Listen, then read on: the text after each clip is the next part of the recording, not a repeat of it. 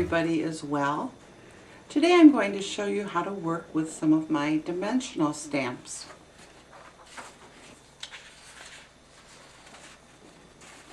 You can find the complete line at creativeartsbyobertin.com.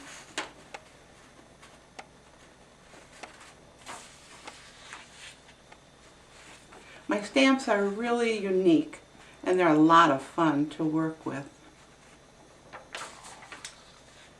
Mr. O is doing the camera work today, and I'm going to ask him to do some close-ups so you can get a good idea of what we're doing. I stamped out some of the images. I'm just using black ink for these images. I'll show you what they look like.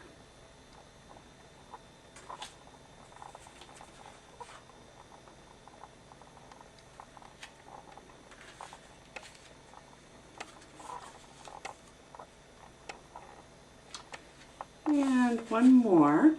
And then after I stamp an image out, the first thing I do is I take my scissors and I cut the image off the paper.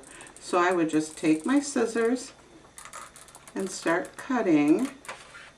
And as you can see, I am not cutting right up to the edge of the design.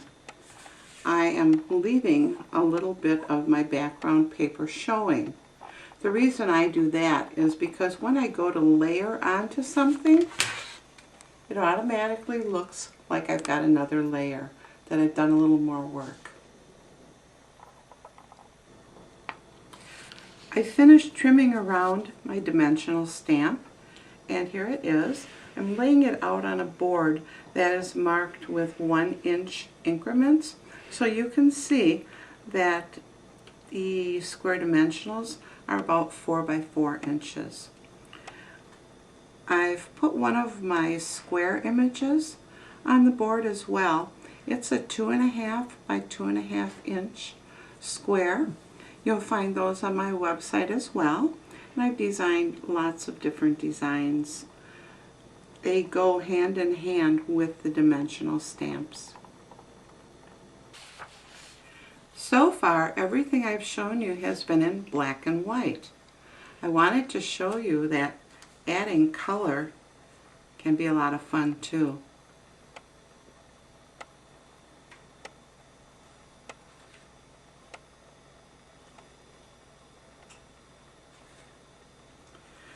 This is such a pretty square dimensional, and I've done some fussy cutting here. I think it looks really lovely. I've actually stamped that same image out on a different colored piece of paper. Changing the color background of the paper makes a great deal of difference too. And this one I did not do any fussy cutting on, but it still looks beautiful.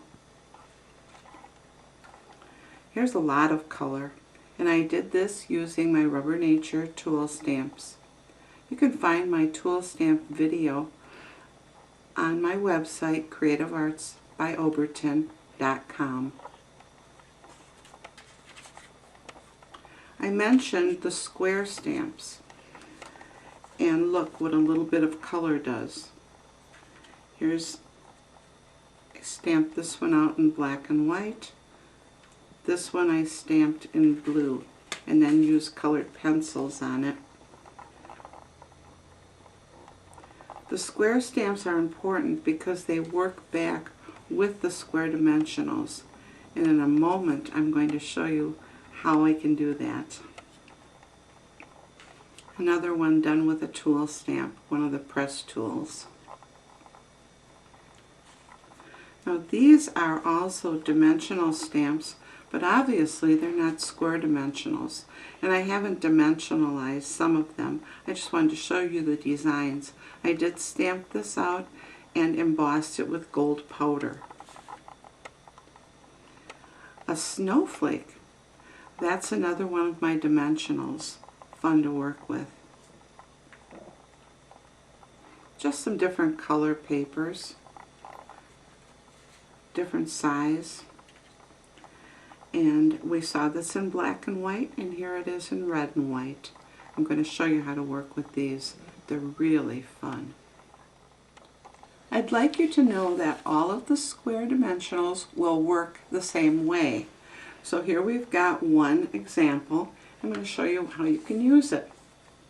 So you can take it and you can use an X-Acto knife or your scissors and cut the center out. And now you've created a frame. You can do that with any of the dimensionals. And then again, when you change your paper colors, it gives you a totally different look. Another way to work with a square dimensional is to find these little V's. Find the V's. Okay, here they are in this one.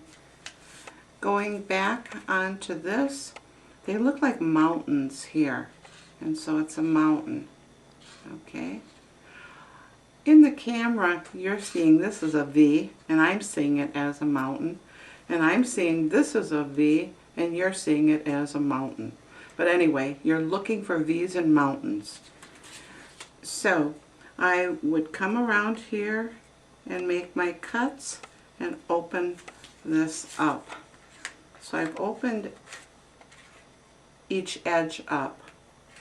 Now if I wanted to do additional work on this piece, I could cut the center out and create an open frame that I would put something behind. Okay. A couple of the other designs, and I've treated them the same way as what I just showed you, where I cut the V's or the mountains each corner. I've got those already. And here's another design, and I've done the same thing with it. So keep it in mind. I'm going to show you what we can do in a little bit with those. Okay. Another way to work is to cut out portions. And on this I started and I cut everything out. I cut the center out for that frame. On the other side, I only cut out these, so I have these places left to come back and cut out to make everything uniform. By the same token, I could just decide to leave everything with only one area cut out, but you get beautiful background papers showing through if you make these cutouts. Here's another design working the same way, and on this one I chose only to do these smaller areas and open up this portion. Okay? Alrighty. Then this is another dimensional, but it's not like the other square dimensionals. It's not a frame inside, unless you wanted to cut everything out, but I think you'd miss the prettiest part. So what I did with this one was to dimensionalize it. I cut through this black area, cut around, and I brought the hearts up. Like this. So I could use this on a greeting card. I could use it in my scrapbook papers, pages, whatever I wanted to do. To keep this up, what I might do is put a foam dot behind here. And I also find that using the fun foam and just cutting it into the sizes I want, I can put that on and it will keep these pieces stable. And this is that original design we were looking at. And what I did here was something quite interesting. I came in and I cut around these places. Cut here, okay, in the lower portion, and then on the outer portion I came and I cut those portions. Once I had them all cut, I took my knife and I cut through the center. Made a line, which allowed me to create a couple of doors. So this is a door, and this is another door. And all I would do is take and fold these back, and when I put my papers underneath, very pretty. Fold another one back, maybe get a little better idea. So it's another way to use dimensionals. I challenge myself in designing these dimensional stamps. I like stamps that you can do lots of different things with, and so that's always what I try to achieve. This one, again, I could cut this portion out and put something behind it if I wanted to use it as a frame that way. And I've got one last that I want to show you. We saw these pieces, and I even brought one out in red before. These are really fun. I need to show you how to cut this. So I've already gone around and done some of the cutting, but I've left a couple places so you could see how I do this. And I am going to just cut through. And Mr. O, can you get a close-up of this?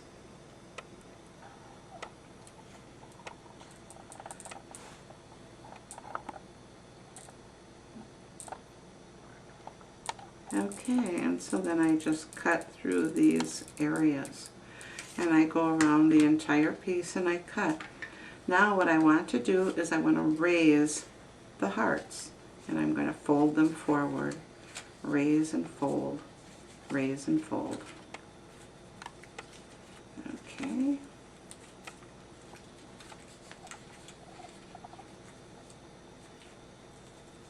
Whoop. These really make beautiful embellishments. So I've got all these pieces done that way, and I had a small one, and I did the same thing with that piece. So I've got the two here. I can use this as an individual, or I can use them together, and I think they're really fun. I'm going to show you some pieces I've done using these pieces. The easiest way to work with one of my square dimensionals is to just stamp it out and then layer something on top of it.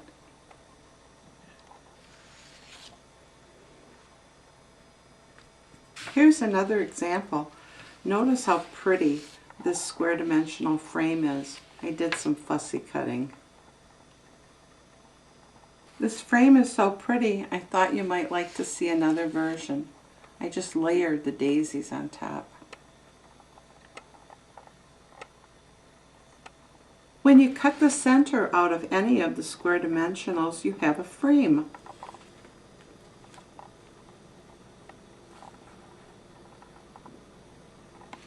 The frames are perfect for photographs or artwork. Isn't he cute? I had fun cutting and embellishing this square dimensional. Created a frame, and I've got one of my square images that I'm just going to slide in behind the frame, and it becomes an integral part of the dimensional.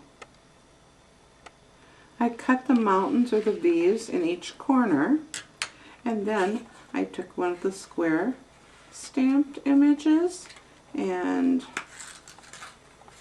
whoops, popping it in here. And that's another way to frame a piece or to make it an integral part of the design. I've got some other samples I'll show you. They're done the same way. And I just cut my V's or my mountains. This is one of those pretty fussy cut pieces, and I tuck something under. Now it would be interesting to come back and maybe put some of this lime green color out here, maybe some of the gold or the red color out here. You can enhance your pieces all different ways. This is one that I thought worked out really nicely. This is one of the 2.5 by 2.5 inch squares, and I've embellished it with colored pencil, put a little jewel on it, and then I tucked it into my piece where I had cut the mountains or the V's. And just tucked that under, made it into a greeting card, best wishes. Got another piece that I'm going to bring back and show you. We just looked at this fancy piece that I did. And remember, I tucked under and showed you how to use the frame that way. I also cut corners here, and so I could actually integrate the piece on top rather than from behind, and that gives it a little different look and a very attractive look. Another way to work with the square dimensionals is to remove some of the design, and you can see I've done that. I've cut this out here. I especially like when I bring something that's a little glitzy, metallic behind it. It's really pretty. And I've got a piece that I've completed, and I'll show that to you. And this is a piece, and then I've just layered another piece on top. And the background on this dimensional was done using my Rubber Nature tool stamps. On this image I created the doors, and I opened the doors. Now you can do this with most of my Rubber Nature square dimensional stamps. I'm going to show you a fun way I might use it.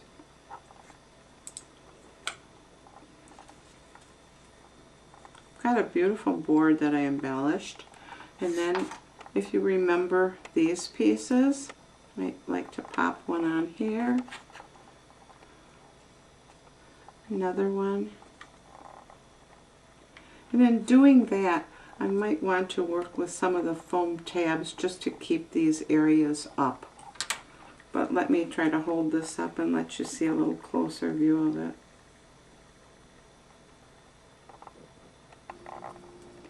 Earlier I stamped this image out and then cut around the hearts. I want to show you how I would use this one. I might use it just like this on a card, put some foam pieces behind it to keep these pieces up. But another fun way would be to bring this piece back in, take these little pieces, gather them up, pop them through the middle of this piece. I've popped the hearts through the middle of the piece, and now I'm just moving it around to see where I might want to use the piece. If I had excess papers here, I would cut them away before I created my card or my art piece, and then I would use some of the foam dots to hold these pieces in place. I know it looks like a little bit of a challenge, but I've got a piece that I've done, so let me bring that over and show that one to you. So this is actually a piece that I've done, and you can see that I opened the doors here, and I've put the foam behind it, and I've popped the hearts through, and I've embellished with a little jewel. Then I've layered onto some papers, and it's really a fun piece.